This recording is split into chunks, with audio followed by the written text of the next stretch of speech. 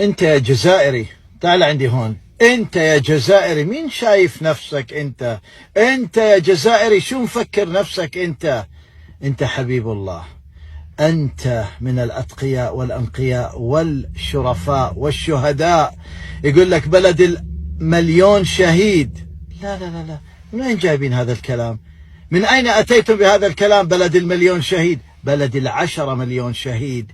الشهيد، الشهداء، الأتقياء، الأنقياء، الشرفاء. على فكرة أعتقد لو ما في جزائر في الدنيا لقامت القيامة. هذا تفكيري البسيط، يعني ما أتكلم في الدين. يعني الجزائري انصر الجزائر ظالما أو مظلوما. الجزائر طبعا تقول لي الآن يعني أنا بمدح بالجزائر. مين أنا لا شيء. كبار الناس يمدحوا الجزائر ويذكروها بالخير. الجزائر على فكرة ما أعرف إيش مشكلتهم. ما تقابل واحد جزائري إلا تحبه، ما تقابل واحد جزائري إلا ترى أنه يقطر خير وخيرات. فلذلك ما أعرف أنا شو طينتكم أنتم يا الجزائريين.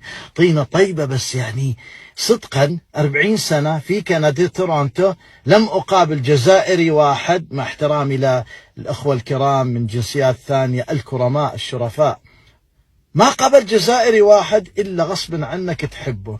فلذلك هنيئا لكم. ما أعرف إيش رضعتكم أمهاتكم، بس أكيد كان مخلوط بالطيبة والشرف والنقاء والصفاء. أكثر من الصلاة على الرسول صلى الله عليه وسلم. تحية للجزائر.